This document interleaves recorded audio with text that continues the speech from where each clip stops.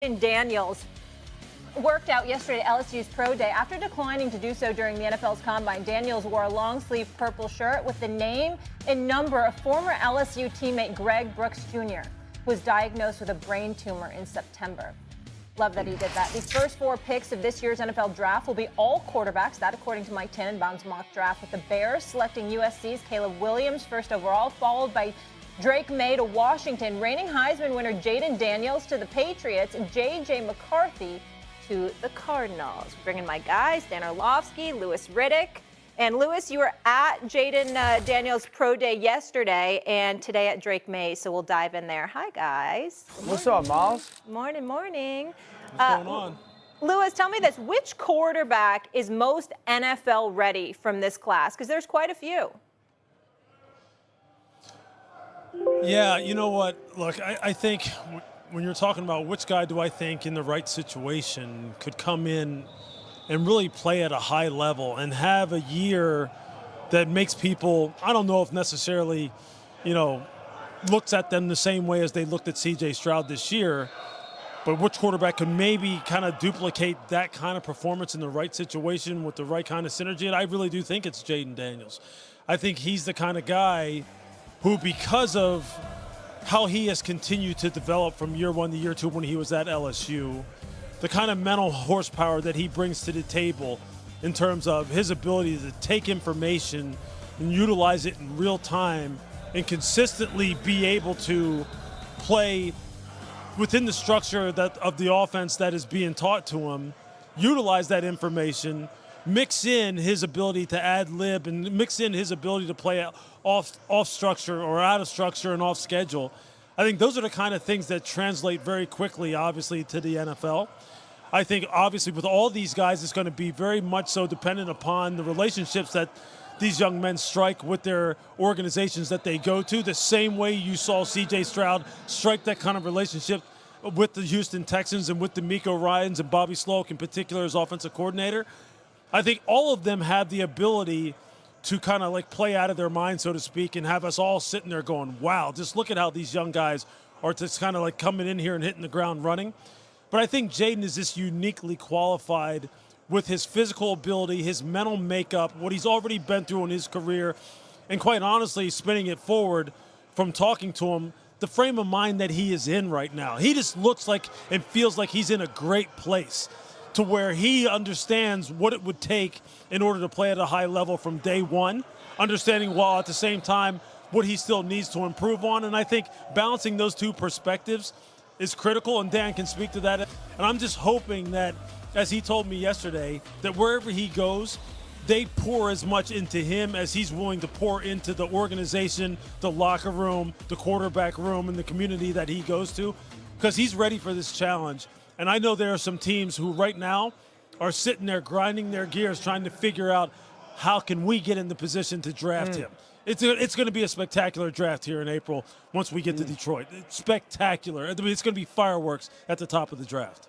Yeah, I love that. So my answer is J.J. McCarthy. Okay. Before I explain why, 2 things. One, I hate this term NFL ready.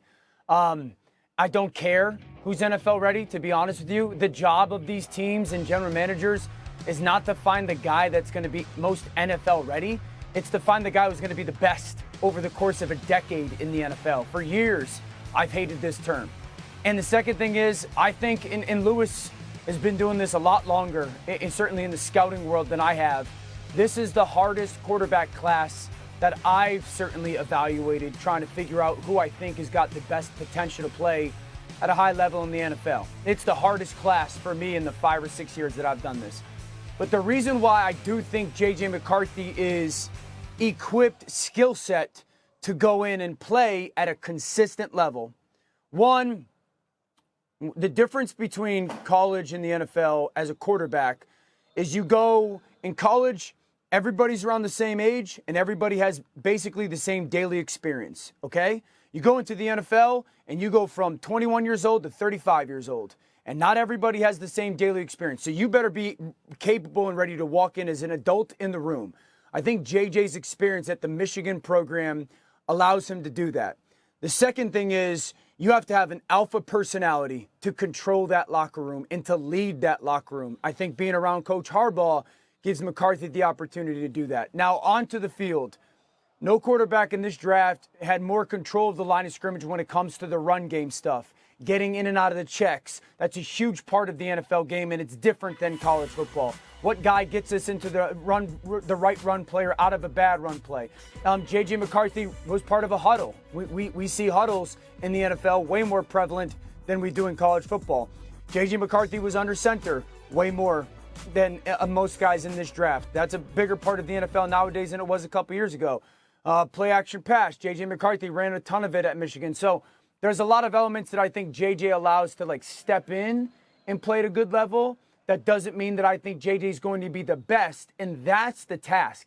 Find the best guy, not the guy that's most NFL ready.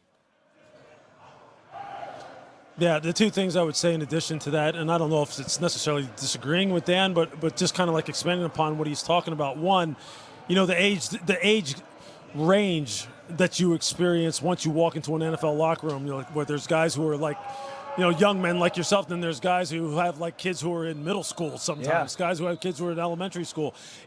I think Jaden Daniels talked about that a little bit yesterday, about the fact that when he went to LSU, he had to kind of start from ground zero again and establish himself, both on and off the field as a leader, as someone who people were willing to follow. So, leadership to him is something that I think is very intrinsic to him. It's something that he's worked at, and I think it's something that kind of, again, I keep drawing these parallels to C.J. Stroud because they just remind me so much of one another. I think he will be able to do that once he gets in the NFL. And number two, a coach told me this yesterday, when scouting departments in particular get in with coaches at this point in time in the evaluation process, and you start nitpicking with quarterbacks in particular. And one of the things that he mentioned was the fact that, the scouting departments were fretting over the fact that, not a lot of these guys play under center. Not a lot of these guys, have experience with calling plays in the huddle, Dan, as you're talking about.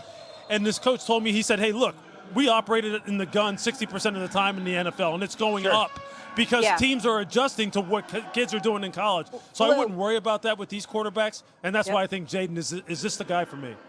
Sorry to cut you off, but C.J. Stroud, listen, if he's anything like him, that man, he took the league by storm. All right, guys, thank you so much. We're up against it. Coming up.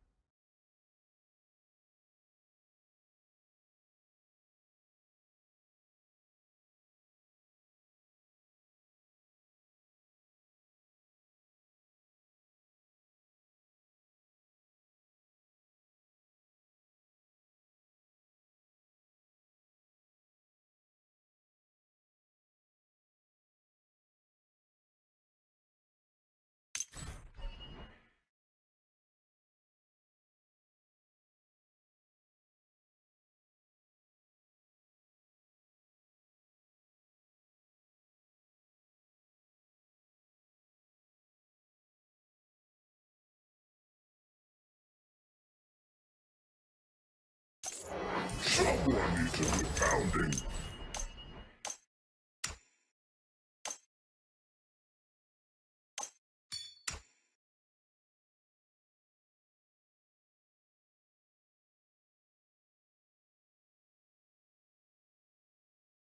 I'm getting very, very angry.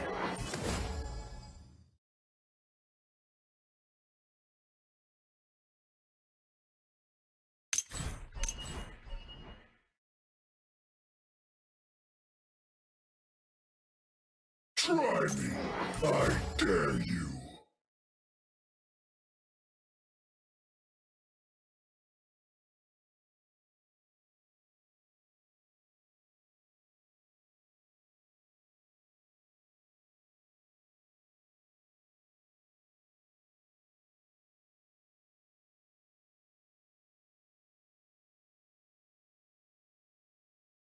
Someone needs a good pounding.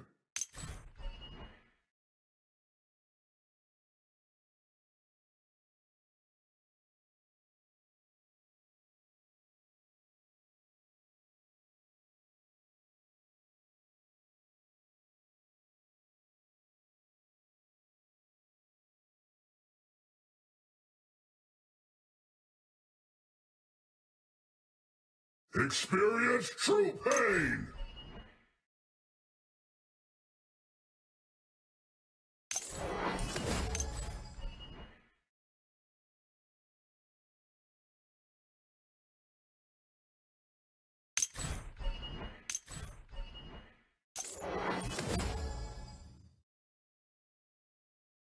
Fist of Fury!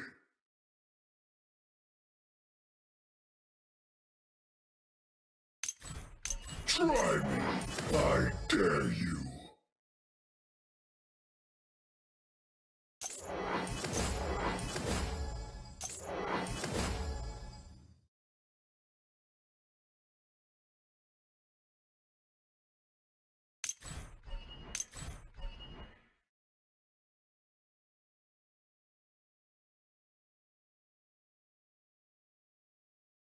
I'm getting very, very angry.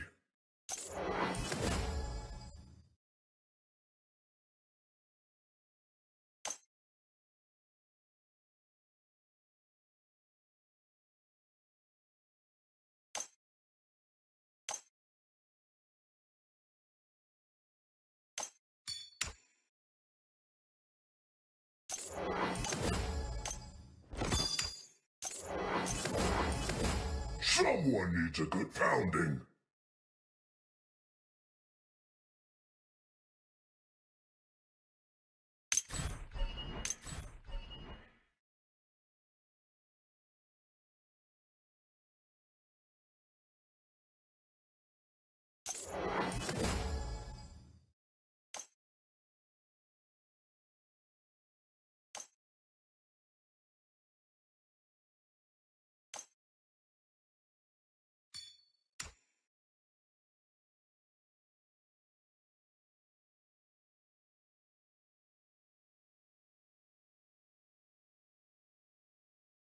Try me, I dare you.